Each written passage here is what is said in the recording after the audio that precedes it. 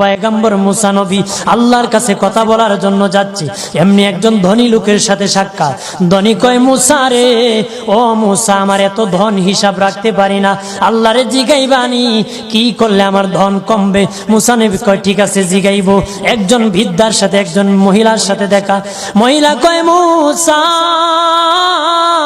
কই যাও, কই যাও রে মুসা? মুসা নবী কয়, তোর পাহাড়ে যাব, আল্লাহর সাথে কথা বল।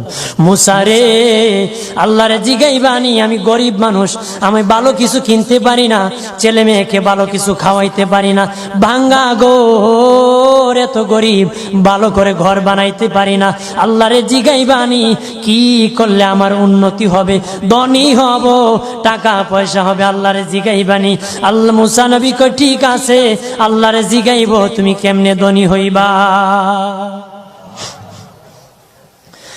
আল্লাহ নবী মুসা নবী তিন রাস্তার মোড়ে যা দেখে একটা লোক বসে আছে, তার দুই হাত নাই, দুই পা নাই, দুই হাত নাই, দুই পা নাই। ওই লোক ডাক দিয়া কয়, মুসা রে, জীবনে কোনোদিন নিজে হাঁটতে পারি নাই, নিজ হাতে খেতে পারি নাই, কেউ খাওয়াইলে খাই, নতুবা উপবাস থাকি, বৃষ্টি আসলে ভিজি, সেখানে আমি আবার শুকাই। ও মুসা, জীবনে কোনো কাজে দুনিয়ার লাগি নাই, আল্লাহরে জিগাইবানি কোন কারণে আমারে বানাইছে?